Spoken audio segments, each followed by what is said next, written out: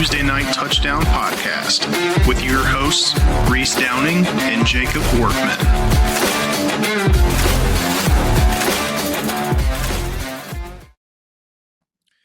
What is up, everyone? NCAA Podcast, Tuesday Night Touchdown Podcast, NCAA edition, Week 6 picks and previews. Joining as always, co-host Reese on the other side of the world. Reese, what's up? What's going on, brother? How are you? Not too bad. It was a pretty good weekend of football, with the exception of Florida State losing. Not going to talk about the game too much. I pretty disappointed in the officiating in that game, and Mike Norvell not deciding to go for 2. And I think we should have gone for 2 in regulation and tried to win it. But it's Miami week, so I can't really look at that game too much. There's more important things ahead because a win against Miami sets us up pretty well still. So it is what it is. It's not the college football era anymore where a loss can kill you. So there's still hope for the season. The intro there was Oregon releasing their game recap from the week. They did a 23-minute version. I mean, they do it every week. It's called Ducks versus Them on their YouTube channel. I would highly recommend going and watching that. Like I said, it's like 20, 25 minutes, but it's awesome. A very good look. Lanning, of course, with all of his great motivation. When they were walking out, he said, it's their white out. All I see is white. How exactly did he say? He said, all I see is a blank canvas for us to go paint our masterpiece. It was something like that. It was a pretty incredible line. And then when they were standing there right before they came out on the field, when the Penn State fans were chanting, "We are," and he turned around to his team and he said, they're about to say, "We are about to get our ass kicked." It was pretty awesome. I love Dan Lanning. If there was probably any coach I could choose for Florida State, I would probably pick him, to be honest. I just love his mentality and the way he coaches. I guess his only downfall is he still really hasn't won anything yet. I mean, they won the Big Ten, but I mean, in the grand scheme of things, they went and got absolutely obliterated in their first playoff game too by Ohio State. So that's something that you can't have. So last week, I did hit my lock with Iowa State, but I did miss my dog with Pitt, as Pitt was up huge on Louisville, and then they blew the game. It was absolutely ridiculous. Reese missed his lock with IU, even though that the run backward safety still didn't impact him because it was 7.5, and they were only up 7 at that time. But did hit his dog with Bama beating Georgia. Big win for Kalen DeBoer. So just some other top 25 highlights. Number 1, Ohio State defeated Washington 24-6. Number 6, Oregon upset number 3, Penn State 30-24 in double overtime on the road. Reese, speaking of not really winning big games, James Franklin is now 2-21 against AP top 6 opponents, the second worst mark of any coach in FBS history. What would your thoughts right now be if you were a Penn State fan? It's tough, man, because you've got to win. I mean, every year the goal is to win a national title, especially when you're at a school like Penn State, and James Franklin wins the games that don't matter. I mean, I was looking at his record against the biggest teams that he plays. He's 1-9 versus Ohio State, 0-5 versus Michigan, 0-2 versus Michigan State, 0-2 versus Oregon, 0-1 versus Iowa, Notre Dame, USC. His wins are Wisconsin, Utah, and Boise State. A down USC too. A down USC, right? Drew Aller, 0-6 in his career against top 6 opponents. His only victories against a top 10 team is last year's quarterfinals against Boise State. So, James Franklin's not on the field. So does it all fall down to Franklin? No, it doesn't. But it's still if you're a Penn State fan, you have to wonder. I mean, I don't think they're going to buy him out. It's like $70 million to buy him out of his contract. I don't think he's going anywhere. But I don't know what the answer is. And it's hard to pinpoint exactly what the problem is that causes him in the teams that he's coaching to run into a wall when you're up against major opponents. I mean, I was high on him coming into the year, but then I picked Oregon last week when they went up against them because I thought Oregon was going to win.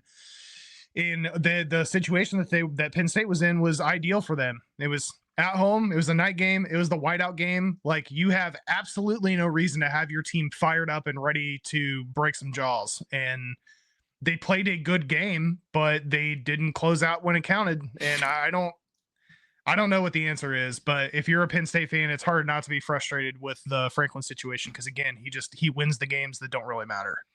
Yeah, and I mean, they have one of the highest like praised offensive coordinators with Kotelnicki, but Allers, I mean, I don't know. Like, he hasn't lived up to the hype to me. He's been pretty terrible. I don't think he was good in that game either.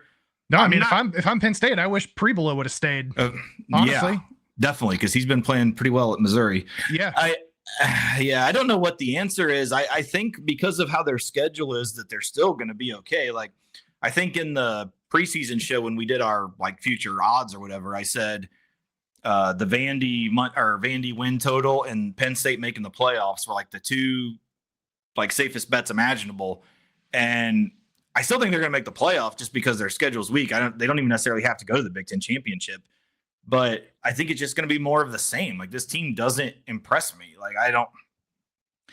Yeah, I get that they went to overtime, but it wasn't.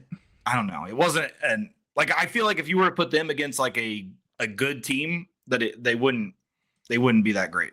No, and I mean, by all accounts, like, hats off to Dante Moore, because he had a hell of a game. 29 to 39 for 248, 3 touchdowns. He didn't have a pick.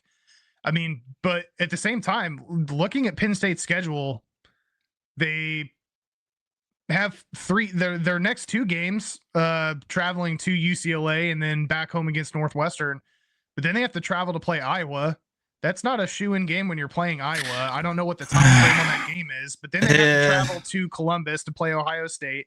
Then they come home and they're playing IU, and IU can throw points on the board. So is a 3-loss Penn State team going to make the playoffs if they can't win either of those? Yeah, I think IU's the big one. I think if they're 10-2, what's the rest of the schedule? Do you have it up? Yeah, so they are this Saturday. Obviously, they are playing UCLA. The following week, they come back home and play Northwestern. That should be an easy win. October 18th, they travel to Iowa. Then they travel to Ohio State November 1st. Then they return home November 8th to play IU. On the road again to Michigan State to play Aiden Childs.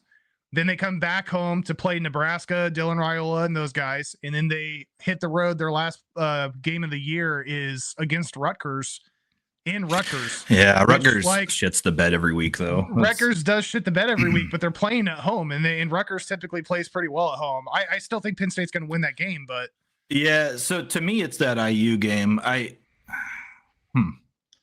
still think a 10-2 Penn State probably, especially with 2 conference losses, would not be in the Big Ten championship, but which may bode well for them. Yeah, I say that. I don't think it's going to matter. I think they'll get in the playoff, kind of like Ohio State last year. Interesting. Yeah, I don't know how I would feel if I was a Penn State fan. I don't have a lot of trust in that team, to be honest. Like, I don't know. A lot of questions. This is the most talented team they've had in a long time. Oh, by far. Yeah. So like, well, in the school, like last year, they came out and they're dedicating all kinds of money. Like, they are spending. They're one of like the bigger spenders in college sports, period. And to still not be able to beat the game, I don't know. He came back out, and I mean, during, obviously he was questioned on this after the game, and he was like, I'm not going to be judged by one loss in a season or a few losses in my career. I'm like, bro, it's not just a few losses. Like, you're he's 2-21. Yeah. 2-21. You're 16% against top 10 teams. Like, that's not a few losses, dude. Yeah.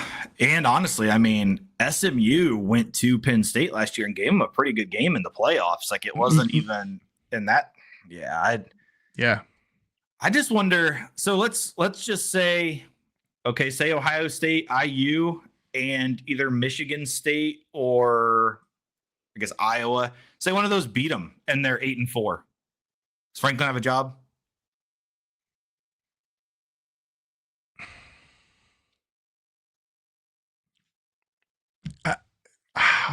If I'm Penn State, the answer is no, but I don't know that they're going to pull the trigger on it. I think it would be, I wonder if it would come down to if they could get some feelers out and see who would be. I mean, I feel like that's a job that a lot of people would want. Yeah, 100%. If you have like, I mean, I can't even begin to speculate. Yeah, who the it coach would be tough to figure it out. Yeah, it would have to be a name that's going to create a lot of buzz, like a Gruden or something like that. But see, my thing is too, though. Say Kotelnicki gets a head coaching job. I don't like Penn State's staff at all. Then, like to me, he's the one that is kind of saving the staff at this point. Like I don't know. That would be the biggest question. If he were to get a head coaching job, I think next year would definitely be the last year of James Franklin. I don't know what their recruiting class looks like. I do know that they're willing to spend money. Aller, I believe, will be gone. So they would have to bring in a quarterback of some sort. But I don't know. They just haven't been an impressive team to me. And it seems like every single game that comes to it, they lose, with the exception of the SMU playoff game last year. Right. And that was not, I mean, that took 4 quarters before that game was like solidified. So it was a close game. And that was in their home crowd, their playoff in freezing cold weather with a team from Texas. Yeah. I just, at some point in time, you have to look at the head coach and be like, what's he missing that? Yeah. I don't. They're never going to get to where they want to be with him, is how I feel. Exactly. Yeah. I kind of feel the same way. I mean, you've given him, it's not like you're talking about getting rid of a guy after his third year. Like, he's been there a long time. He consistently is not producing in the games that matter. He's not a bad football coach, but when you have a program like Penn State that has high expectations and is coming off of the Paternos of the world and the amount of money that program has, like, there's no excuse for it. Especially with the amount of talent that's on that team. Yeah. I mean, they're loaded.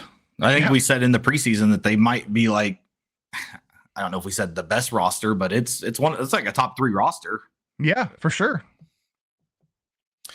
All right. So finishing out top 25, number 17, Alabama did beat number 5, Georgia 24-21 in Athens. Or no. Yeah, it was in Athens. Number 13, Ole Miss defeated number 4, LSU 24-19. Virginia upset number 8, Florida State 46-38 in double overtime. On the same night, Arizona State upset number 24, TCU 27-24. It was a great Friday night of football. I know my team lost, but those 2 games were great. And then the other one was Oregon State and Houston, and that was a really good game too.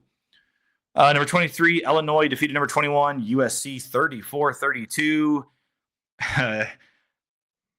Got a video to go along with this one. I've talked about this for a while, and I just need you guys to be able to experience it. So for those of you that have never seen it, it might make more sense to you when I make fun of this. But number 9, Texas A&M did defeat Auburn 16-10. Howdy! What do sandwiches have in common with Auburn fans? They're both inbred. A-O Army. Army. Got a little story for you, Ags.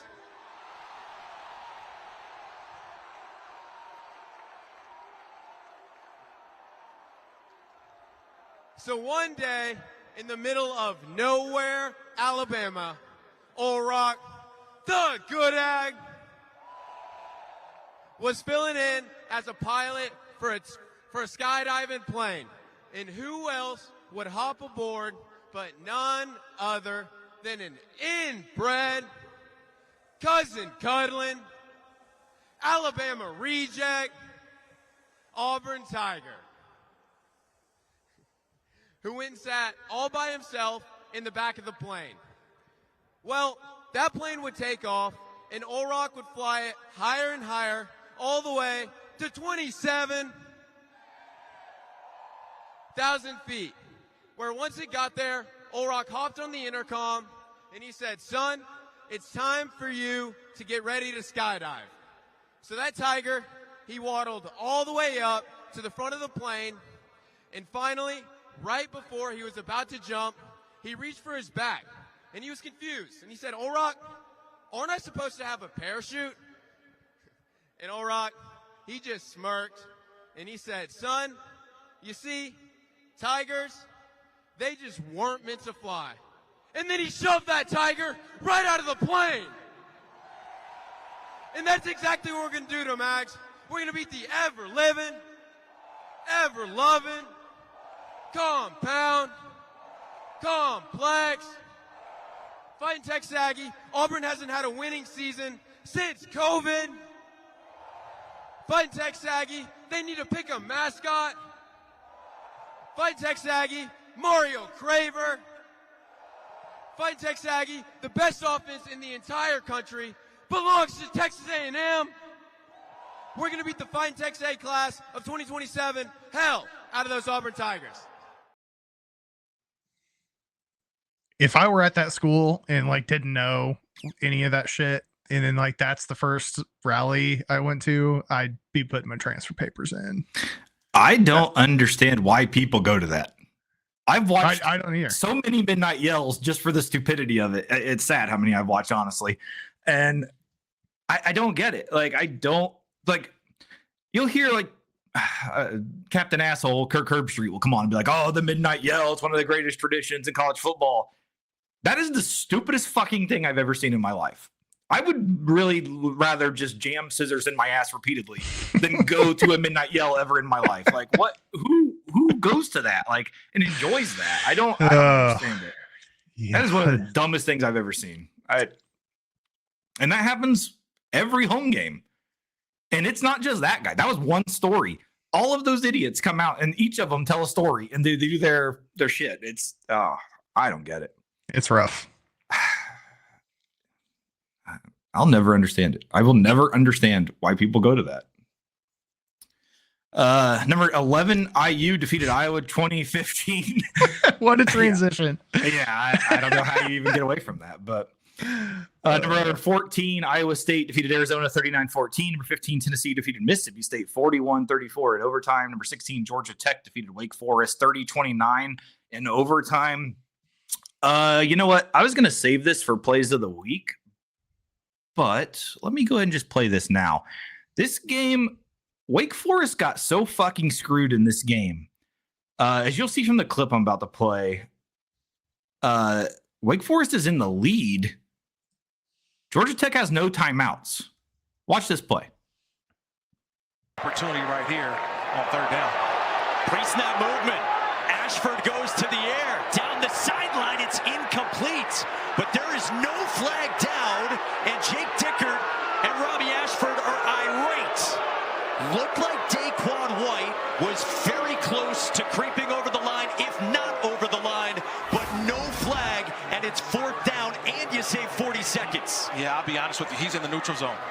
To me, at first look, at first glance, he's in the neutral zone when that ball is snapped. Yeah, he's in the neutral zone. I mean, the foot, he's there. He never got back. He's not in the neutral zone. He's in the backfield. Yeah, he's behind the line of scrimmage. That would have been a first down. They had no timeouts. Wake Forest won the game. And I'm quite positive the Wake Forest quarterback threw the ball that he did because he was confident that there was going to be an offsides flag thrown. Yeah, they said that Ashford. He said that he just threw it because it was clear offsides. The game was over. They had a number 16. They had a huge upset win at home. ACC officiating is known every year as being horrendous. Yeah, this weekend especially, it was on a very, very different level. I'm not getting into it. I'm just saying, you cannot call that a fucking touchdown on the field for Florida State and overturn that catch. Are you talking about Chop's catch? At the very end of the game. I watched it 9,000 times. As soon as when his foot's on the ground forever, first of all, his toes are. By the time he lifts his toes, he has the ball and he's just pulling it in. That he already has control. It's a catch. They ruled it a fucking touchdown on the field. I don't understand how you can go back and overturn that. And that's not just like a Florida State homer. Like, that was a pretty popular opinion on Twitter too. It was like, how the fuck did that get overturned? But yeah, I think that's one of those plays where however it gets called on the field is probably how it's going to end up standing. If they would have called it incomplete to start, it would have potentially stayed that way. I don't. It's irrefutable evidence, right? Yeah. Yeah, I don't know. I didn't think it was a catch, but then they called it a touchdown. And I was like, well, it's going to stand as a touchdown. Then I don't think they're going to overturn this. There's not enough there, but. And I've watched it a lot, very slow. His toes are down. Yeah, he shouldn't have bobbled it 900 times. That would have helped, but he did. But still, they called it a touchdown. He caught the fucking ball. It was a touchdown. I tell you what, your right tackle was getting his ass kicked a lot in that game. Hopefully they can get that figured out because Miami's defensive front is better than Virginia's, but we'll get to that game in a minute. Yeah, it is what it is. I still think we should have just went for 2 in regulation. That would have been, if you lose going for 2, you lose going for 2, but play aggressive, play to win the fucking game. Yeah, I'm also glad that Squirrel White's not dead because yeah, I know. That was crazy. We've talked about this a couple times on this show, like the whole storming the field shit, like it is middle of the season against a number 8 team. It's not like Virginia was over going into that game.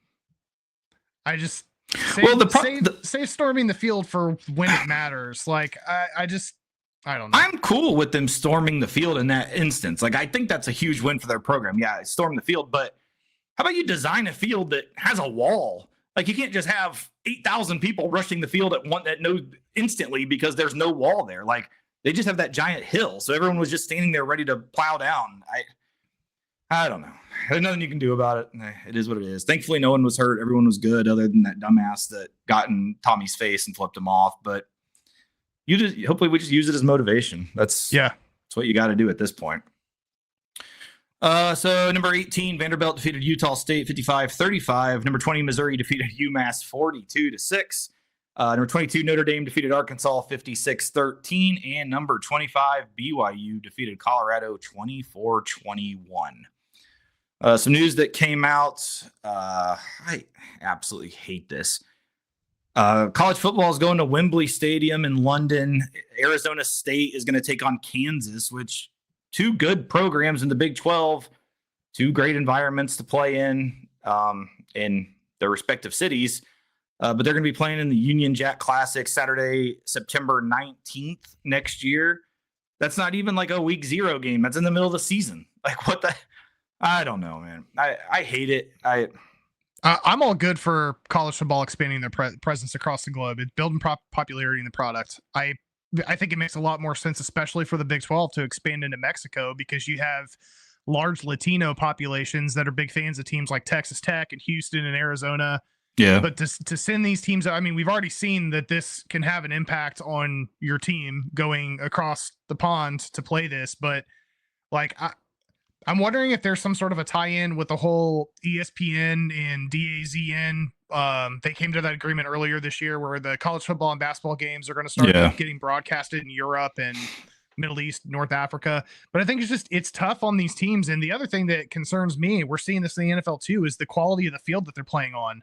Like, the fields they're playing on are built for 5'9", 130-pound soccer players. They're not built for 6'3", 250-pound dudes. And there's a lot. I mean, Justin Jefferson had that bad slip. I mean, we're seeing it in basically every game that's happening overseas. Like, they're going to have to figure out stepping up the quality of the field that these players are going to play on, because you don't want a big team like an Arizona State or is Arizona State and Kansas, you said, who are playing next year? Yeah. Yeah. So like at Arizona State, I mean, Dilly, like he's going to have those guys competing for top 25, right? And Kansas is not a bad program. I don't know what they're going to look like next year, but you don't want to lose a major player to an injury because the field's not up to par. Well, and it just pisses me off that they're like, this is going to be the 3rd in a row now of a conference game too. Like, why are we sending conference games there? Like, yeah, I get that you don't want to send like a Bama, Florida State per se. Like, obviously you want that here, but right. Like, if you're going to send a game over there, at least have it be, say, like Arizona State and like, I don't know, like Missouri, like something like that. Like, to where the loss doesn't hurt you in conference. It's still that would be just as popular of a game as Arizona State, Kansas would. Like, I don't know. Just college football is really driving me crazy lately. Interesting decisions. One of the coaches that I've talked about that's not should have been fired probably a year ago. Sam Pittman from Arkansas. He finally got fired after Notre Dame beat him 56-13. Captain Bobby Petrino now is the new interim head coach. How the hell we can go full circle with this, I'll never know. That guy is the biggest scumbag on earth other than Urban Meyer. And I don't know. How the hell can your program want that? Like, that's got to be a disaster. He did immediately get rid of a lot of the defensive staff. The defensive coordinator, Travis Williams, D-line coach, Deke Adams, and the co-DC, Marcus Woodson, all were fired immediately pretty much. So we'll see what that does. To me, there's no way in hell he can be the new head coach. I guess leave him interim, and hopefully at the end of the year, he's just gone. I think it's honestly pretty disrespectful that guy has a job. Well, that's the thing, though, too, is like, do they really care that much, though? Because they did hire him as the offensive coordinator, which we talked about last year was already putting heat on Pittman. Yeah. Because Petrino has head coaching experience. Pittman should have been fired last year. We talked about that. We were surprised that he came back in this year. We'll see what they do. I mean, there's a couple coaches out there that have ties to Arkansas that I think, there's Barry Odom, who I know is just recently at Purdue. Florida State's OC Malzahn used to coach there as the OC and wide receiver coach. And then there's a bunch of guys that we've listed over and over again with some of these job openings. But yeah, I'm with you. I don't think it's a smart decision for Arkansas to put Petrino into the head coaching position long term, but he's got ties there, and clearly they don't care too much because they hired him as the offensive coordinator. So that's one of the schools that surprised me because money wise, like they're not like one of the big money schools, but yet they have like Jerry Jones, they have Walmart, they have Tyson. Like, how the hell does this school not have money? Like, I don't know. It doesn't make sense to me. UCLA and offensive coordinator Tino Sunseri mutually parted ways. Tight ends coach Jerry Neuheisel is going to take over play calling. Sunseri, it's kind of unfortunate for him. He just came over from IU to take over as the OC at UCLA, and now IU's thriving. I know. His name just escaped me. Shanahan, the OC at IU, is having great success, and now Sunseri, I don't know what the hell possessed him to go to UCLA with that dumpster fire, but now Deshaun Foster, the head coach, is fired, and Tino Sunseri, the OC, is fired. Oklahoma State fired DC Todd Grantham. He was notoriously hated when he was the DC at Florida, and he just continues to go to shittier places as Oklahoma State continues to be pretty awful. So right now, the openings for 2026, we got Arkansas, Oklahoma State, Stanford, UCLA, and Va Tech. If you had to pick from that 5, what would you take? Run them by me one more time. Arkansas, Oklahoma State, Stanford, UCLA, Va Tech. And don't forget, Va Tech did just commit to that ridiculous, like $200 million or whatever. Yeah, whatever the number is. Yeah, I mean, Virginia Tech was the first one in my head. Oklahoma State would be the other one. I think if you get the right guy, Stillwater would be a cool place to be able to go coach. UCLA is in a tough position because the Big Ten is just so deep. Stanford. Yeah, I don't. Well, for me, it'd be Virginia Tech or Oklahoma State. Those would be the 2 programs I'd look at. I was saying the thing for me, I would eliminate 2 of them immediately, which were UCLA and Stanford, because no one goes to their games. Like, I would at least want to have crowd. Like, they could hire fucking John Gruden and they would have anyone at those games. So it doesn't matter. Like, but yeah, I think Va Tech, to me, with the money situation that they're going to be bringing in, there's nothing else to do in Blacksburg. People are going to be at the game. Enter Sandman's there. They've got tradition. To me, Va Tech is the one, and the ACC. I mean, it's typically wide open too. So right, I feel like that's the one. I'm really interested to see where this new money goes and what they're going to put towards the staff to see who they build.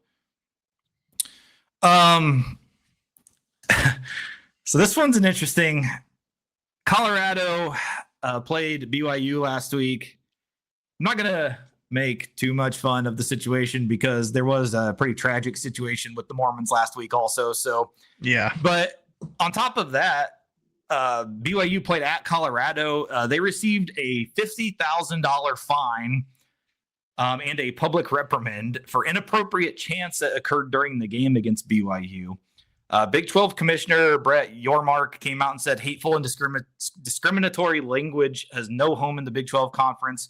While we appreciate Colorado apologizing for the chants that occurred in the stands during Saturday's game, the Big 12 maintains zero tolerance for such behavior.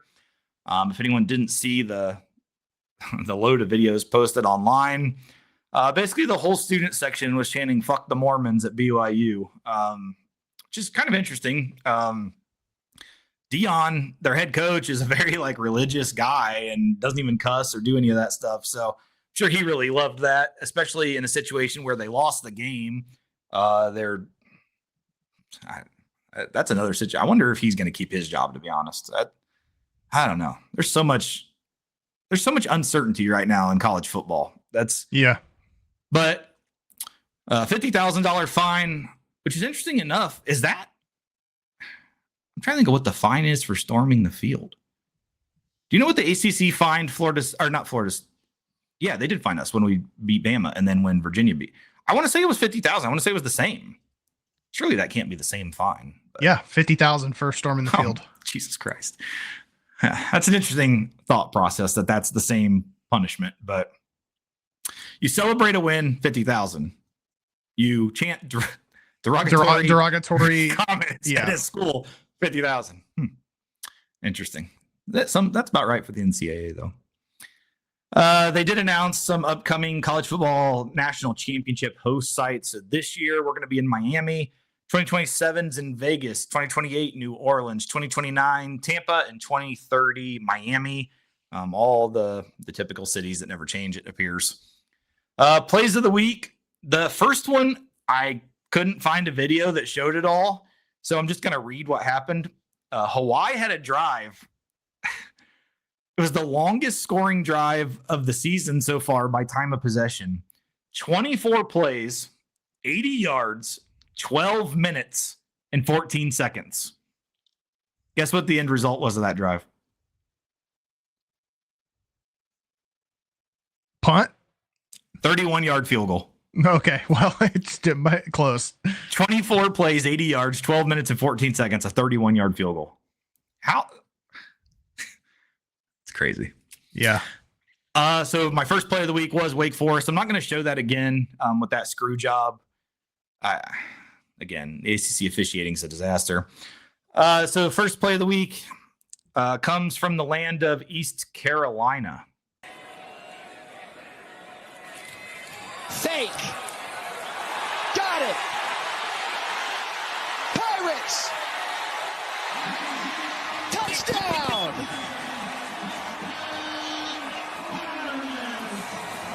It was just like you drew it up. Yeah, so ECU decided to say, hey, you know what? We're Pirates. We don't like the fucking Army. That was a grad student walk-on. Can you imagine the thrill of his life when he got to do that? Love it. Hell of a play. This next one is more for all of the people that play the NCAA video game. I really don't even have to say it. As soon as you see what's going to happen, you're going to know immediately why I'm referencing this with the video game. To make it a 13-point lead. No. Kick went 90 yards wide, which the amount of times that's happened to me. Yeah, that's what I was going to say. That's 1 out of every 3 kicks in college football when you're at home up 40. Yeah, it's such a disaster. The arrow's pointed right where you need to go, dead center, and that kick just... Yeah, not even fucking close. So we're going to stick with field goals. This goes back, I think it was a couple weeks ago, we said, what the hell are these guys watching? These guys get paid to commentate games. This one's perfectly to go with that.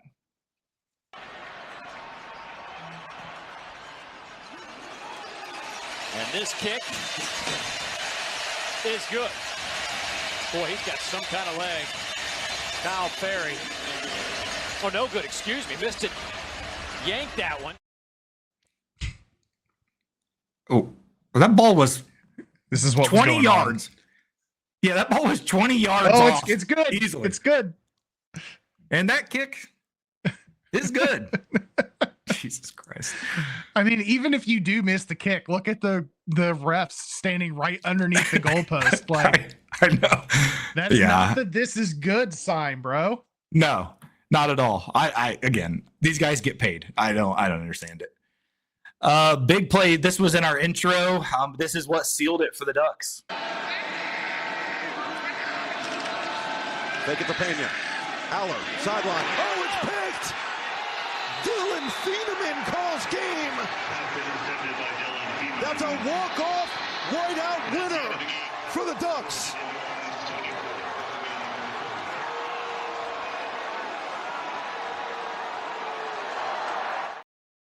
You know, actually seeing that clip reminded me.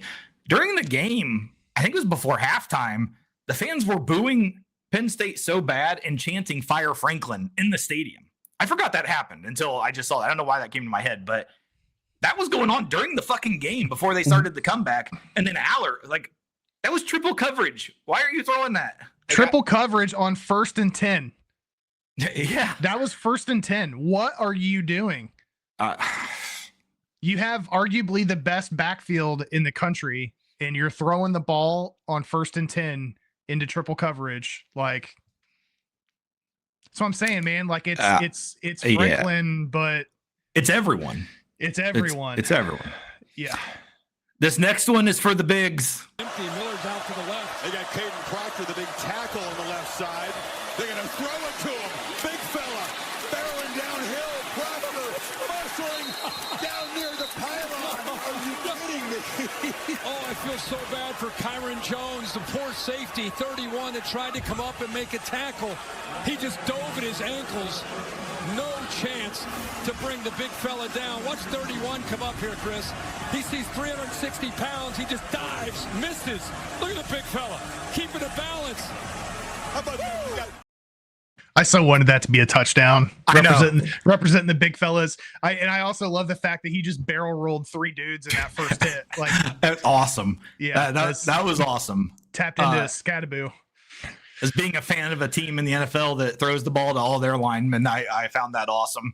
And this one's more just for the people that love the actual like strategy of football.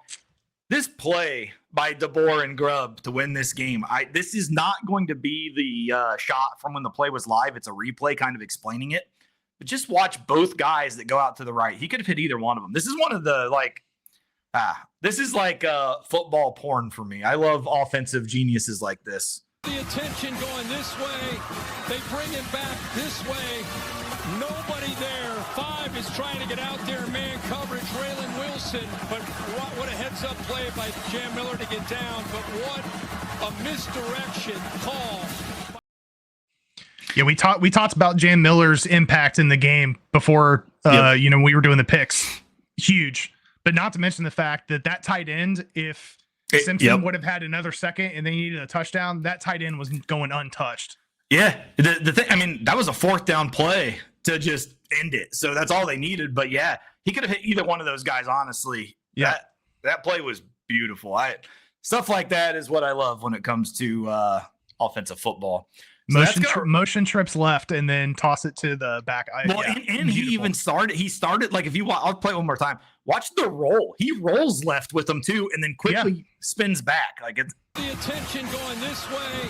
They bring him back this way. Nobody there. 5 is trying to get out there. Man coverage. Raylan Wilson. But what a heads-up play by Jam Miller to get down. But what a misdirection call.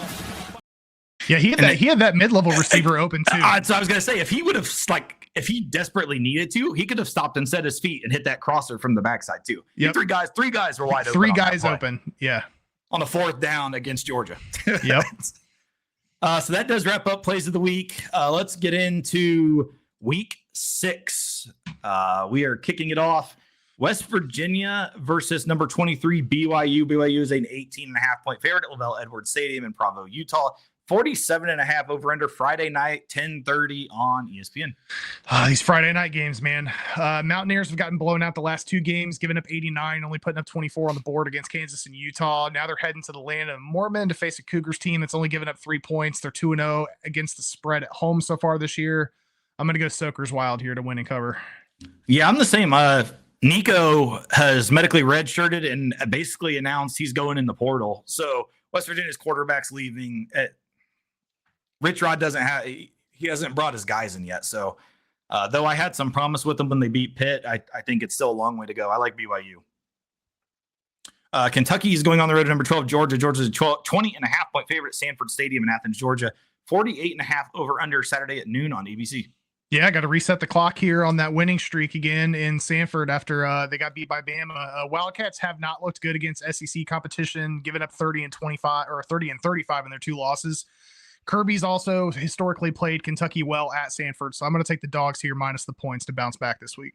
Yeah, Kentucky this year hasn't quite had the offensive game they've had the last few years. Like when they had Liam Cohen, and then right before Liam Cohen, I forget who it was now, but they had good success on offense. They haven't had that at all this year. You can tell that losing those coordinators has really hurt. So yeah, I like Georgia to rebound at home in this one. Number 14, Iowa State is going on the road to Cincinnati. Cincinnati is a 1.5-point favorite at Nippert Stadium in Cincinnati, Ohio. 55.5 over under Saturday at noon on the Deuce. Both teams coming off big wins last week after Iowa State handled Arizona at Jack Trice. Since he's getting a big win at Kansas, Cyclones come in as the ranked team, but they've had a lot of close wins against non-ranked teams. Now they hit the road to play a solid Bearcat team with this tough dual threat quarterback and Brandon Sorby. He's got 10 touchdowns, only 1 pick, averaging 6 yards on the ground. Since he's had a porous pass defense, so Iowa State's going to need to exploit that to get the W. It's a tough pick here, but I'm actually going to go Cincinnati here at home minus the points. Yeah, Sorsby's been good. IU transfer to Cincinnati. Iowa State had terrible news this week, though. They lost their number 1 and number 2 corners. I think that's a lot where this line is coming from because it's not really going to be a great situation to throw new guys in. I'm going to take Iowa State still to cover, but this one's going to be interesting. Unfortunately, Iowa State's having one hell of a year, but when you lose your number 1 and 2 corner in the same game, then you got to go on the road. Yeah, we're going to see how they rebound. Hopefully they can rebound quick. Wisconsin is going on the road to number 20, Michigan. Michigan's a 16.5-point favorite at Michigan Stadium in Ann Arbor, Michigan. 43.5 over under Saturday at noon on Fox. Yeah, both teams coming off a bye. Sounds like the Badgers are going to be getting Edwards back. Wisconsin has the best run defense in the Big Ten, so Michigan's going to have to be forced to make some plays with Bryce's arm. I think the Wolverines get the W here, but I think they're just getting a little bit too much on points. I'm going to take the Badgers here to cover with the 16.5. Yeah, this does seem like a lot of points for this game. I'm going to take Michigan, though, just because I think Wisconsin is very close to another coaching change. I think Fickle's almost out. So, yeah, I don't know. I don't like what Wisconsin's been doing. Number 22, Illinois is a 9.5-point favorite going on the road to Purdue at Ross-Ade Stadium in West Lafayette, Indiana. 55.5 over under Saturday at noon on the Big Ten Network. Illinois escaped with a big win over a good USC team that shot themselves in the foot when it counts, which is pretty prototypical of that team. Now they're hitting the road to face off against a Boilermakers team that's on a 2-game skid. They do have a bye week to prepare. Baleem has not played well against Purdue since taking over for the Illini, but I think they're going to get the job done here. So I'm going to take Illinois here minus the points. Yeah, I'm on Illinois also, though I am interested to see what creative play Purdue brings out to hit plays of the week next week because they've hit it about every week they've had a game.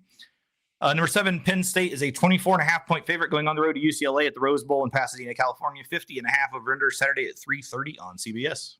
Yeah, tough loss at home from the whiteout game against Oregon last week for the Lions. Franklin's adding another game, the wrong side of the record books. Possibly a little bit of a hangover here with the cross-country road trip, but UCLA has the worst rush defense in the Big Ten, so it should be a get-right game for Penn State. I'm going to lay the points here and go with the Lions. You could have just stopped it. They have the worst everything.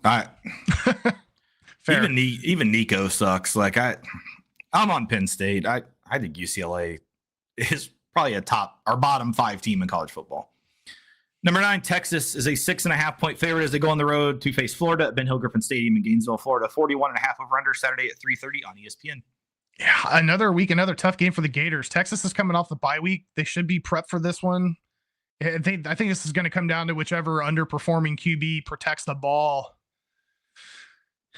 I keep going back and forth on this one, but it just takes the Longhorns to get a touchdown to get the W here. I'm going to go ahead and take Texas here minus the points, but I'm not confident in this pick at all with it being at the Swamp.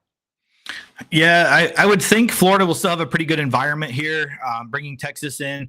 DJ Lagway is a question. I know he was in a walking boot. I'm hoping that he plays. I think I'd like to put a caveat on a few of the things. If he doesn't play, I'd like to change a few things. But for now, I do like Florida just because Texas has been so unimpressive. Like I think Florida can hang with them. So I'm going to take Florida plus the 6.5. Number 16, Vanderbilt is going to number 10, Alabama. Alabama is a 10.5-point favorite at Bryant-Denny Stadium in Tuscaloosa, Alabama. 55.5 over under. Saturday at 3:30 on ABC in the revenge game, as last year Diego Pavia beat Bama in Nashville. Yep. Yeah. Pavia continues his dominant campaign here. He now heads up against a big top 25 matchup. They beat him last year 40-35. Lines dropped a bit in this. Slight chance for a hangover game for Bama after a big win against the Bulldogs last week, but I like what DeBoer has had this team looking like since the week 1 loss against the Noles. I'm going to roll Tide here to win and cover. Yeah, and don't forget, we've already cashed that win total on Vandy. Very quick, easy cash on that one. Does Bama return home? I mean, they just had a hell of a game. Like, to me, it's their defense against Vandy's offense. What can Pavia do? Like, I feel like he's on a mission this year. Like, he's going in and he wants. This is it. This is year 35 for him. So this is all he's got. It's what it is. As much as I want to take Vandy in this one, I'm going to take Bama just because of what I saw last week. I think they're starting to come together. The Grubb offense is finally starting to gel, it seems. Simpson's ridiculous. If Ryan Williams can figure out how to solve his drops, remember, this is the team I picked to win the national championship at the beginning of the year. I like this team a lot. I'm gonna take Bama minus 10.5. I'm really excited for this game as a precursor for what's going to happen at 7:30. So Boise State's going on the road to number 21 Notre Dame. Notre Dame is a 20.5-point favorite at Notre Dame Stadium in Notre Dame, Indiana. 62.5 over under Saturday at 3:30 on NBC. This is the green game for Notre Dame. Yeah. Okay. That throws things a little bit as goofy as that is. I was high on Boise State at the beginning of the year. They've righted the ship a bit since that bad loss to USF to start the season. I didn't believe this when I first read it, but this is actually the first meeting between these two programs. Irish looked much better on offense last week against Arkansas behind a pretty solid rushing game. CJ Carr looks like he's improving. Notre Dame should get the W here, but I don't love this point spread. I'm going to take the Broncos here to cover the 20.5. It just seems a little rich to me. Yeah, and the other thing that surprises me is the over-under. Like, that's a lot of points. I feel... with them expecting that many points, I think it's hard to predict a 21-point win for Notre Dame. I'm going to go with Boise also in a road spot. I don't feel too confident with it, though. It's a game I'm definitely staying away from when it comes to real betting, but it'll be a fun one to watch, though. I'm interested. Boise State should be ready to go and bring pretty much everything they possibly can to the table for a huge win. Number 24, Virginia is going on the road to Louisville. Louisville is a 6.5-point favorite at L&N Federal Credit Union Stadium. Louisville, Kentucky, 62.5 over under Saturday at 3:30 on the Deuce. Yeah, Cavs come in ranked after the big win last week. Their offense so far has been one of the higher scoring ones in the country. They've got another tough game here, this time against a solid Louisville team that's looked good with USC transfer Miller Moss under center. Last 4 games in this have been within a score. So I'm going to take Virginia in the points, although I am not at all convinced that Louisville's not going to pull this win off. Yeah, I'm going to be on Louisville.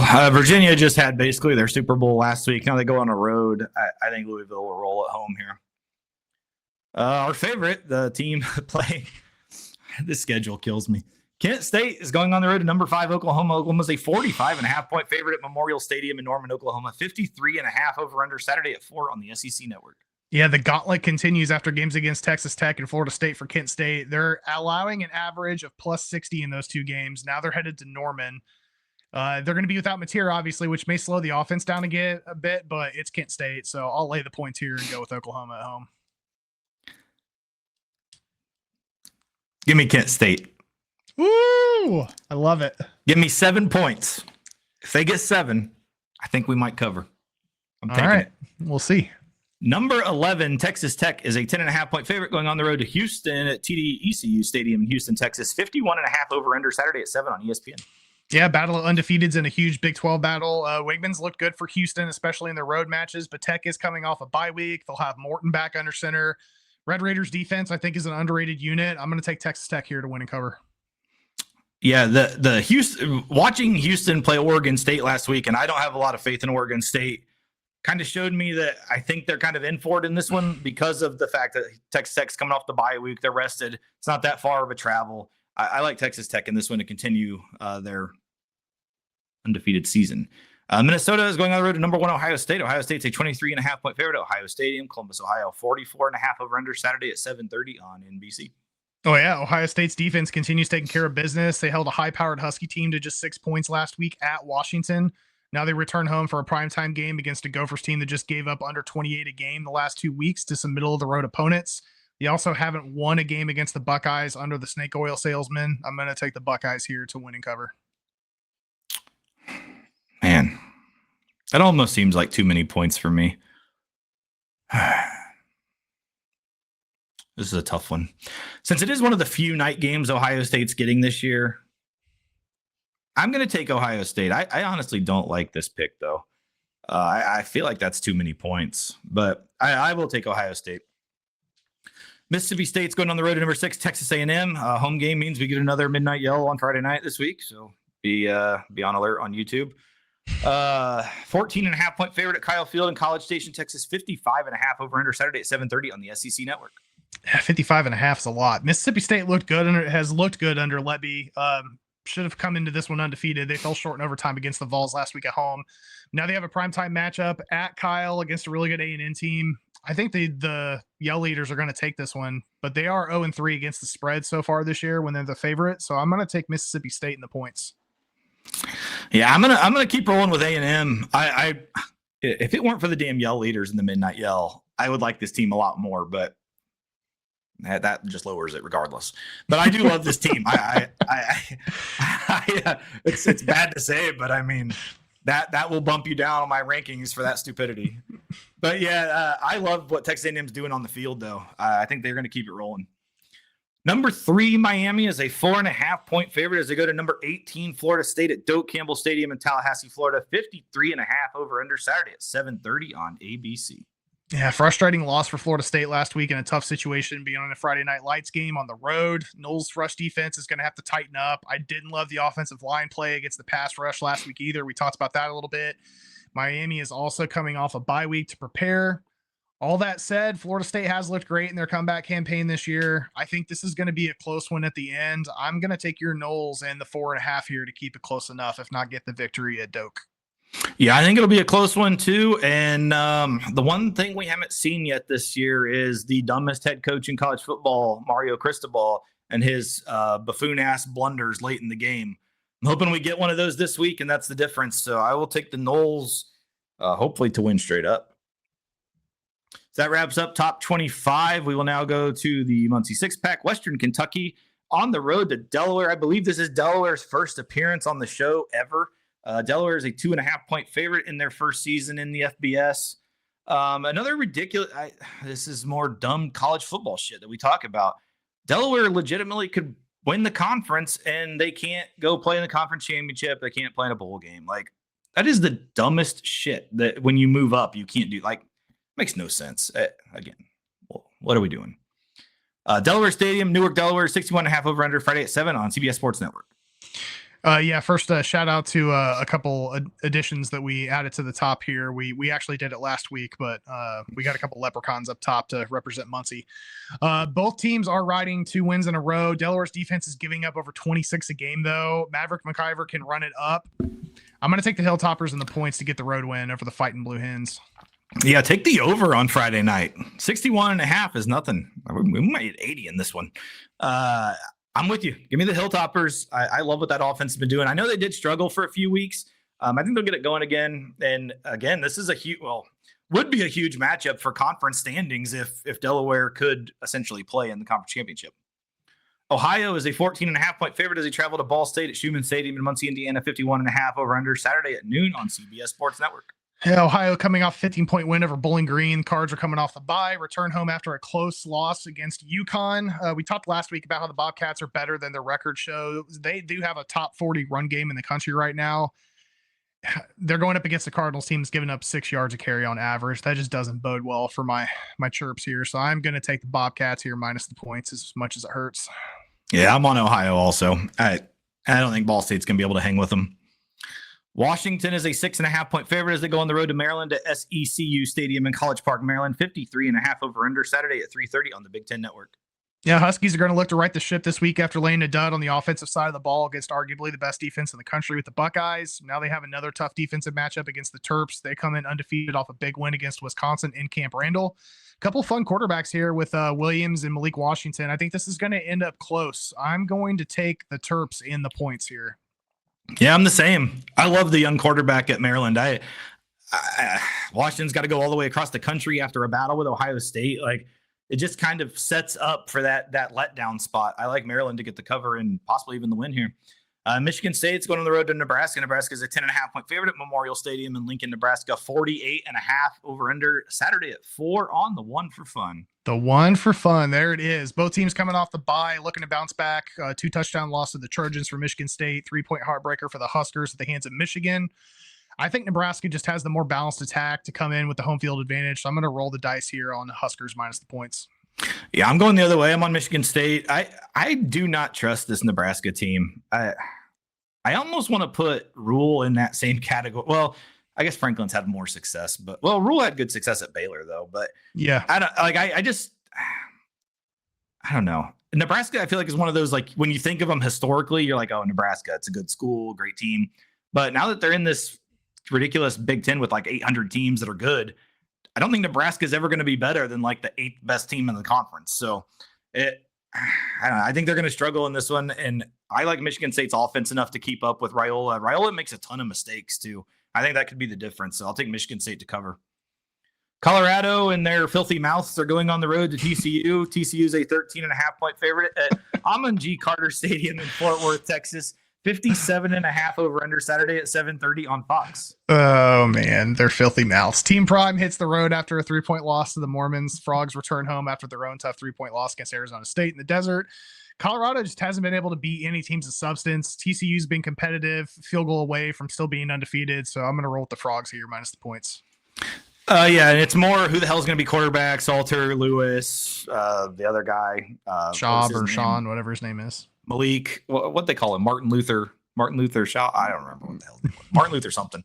But regardless, they all suck. TCU, don't discredit that loss. Arizona State's a very good team. That was a hell of a game. I like TCU to roll in this one. I think they might beat the shit out of them.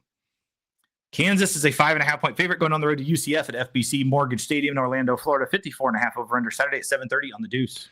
Kansas coming off losing 2 of its last 3, including the 3-point loss to the Bearcats in Cincy last week. Golden Knights are returning to Orlando to shake off a 2-touchdown loss to a bad Kansas State team. But the Knights have fared much better at home this year. I think they're going to stick around in this one. So I'm going to take UCF here in the points. Yeah, I will say, I know we didn't pick a Kansas State game this week, but I will say they're starting to get some guys back from injury. And at the beginning of the year, we thought they were a pretty good team. They went to Ireland. They came back. They were shitty. I think that they're going to be okay the rest of the season, honestly, from what I saw last week. I think they're going to be not too bad. UCF, it's such an interesting game. Give me UCF to cover in this one. I like Kansas overall as a team better, but I think in this environment, I think Scott Frost will have enough for them. They might even, I like him to cover at least. Duke is a 2.5-point favorite going on the road to California Memorial Stadium in Berkeley, California. 56.5 over under Saturday at 10:30 on ESPN. Just because I had so many plays on plays of the week, I didn't add it, but JKS last week at BC on a 4th down, rolled out, darted a ball between 3 guys for a touchdown pass to win the game. The young kid is good. And he's just not, obviously he's not getting much recognition because he's at Cal and they play at midnight every week, but this kid is good. And Duke's going on the road to face him. Yeah, Duke has won 2 straight. They continue their road trip after a 35-point drubbing of the Orange in the Dome. Cal returns home after a big win over Boston College. Cal's got the better record, but I think Duke's got a better team. I like Mensah. I think he's going to probably be a little bit too much for this Cal defense. The late game is what's a little worrisome to me. I'm still going to roll with the Blue Devils here minus the points. I think they could pull it out here at the end. I'm either going to be watching this game the happiest person on earth or the most pissed off person on earth, because that's going to start right as Florida State ends. But I'm sticking with my guy. I like JKS. He continues to get better every week. Duke is not that impressive to me. I do think it's a great quarterback matchup. Mintz is awesome, so it's going to be fun to watch at least. But I'm taking Cal at home. So that is going to wrap up our Muncie six-pack. Is now time for the lock of the week. Lock me in on Bama over Vandy minus 10.5.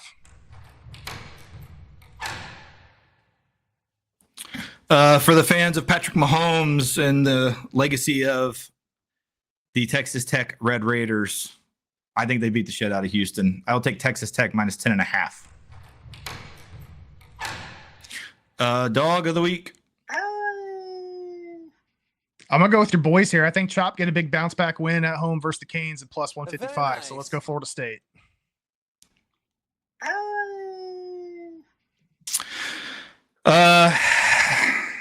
This is a disgrace in my world, but I'm taking Florida to upset Texas at Ben Hill Griffin Stadium on Saturday.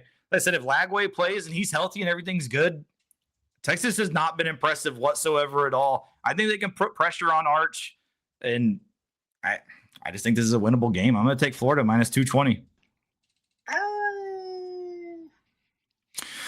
All right, so that is going to wrap up the Week 6 NCAA Tuesday Night Touchdown Podcast preview and picks episode. We will be right back with NFL Week 5 picks here shortly. So check it out on YouTube, share everything, subscribe, thumb us, send any comments you would like, do whatever you please. We will don't thumb us. Only thumb you. Us. We like it. That is it. So we will see you guys in a little bit with NFL, and we'll see you next week. Goodbye, everyone. Cheers, guys.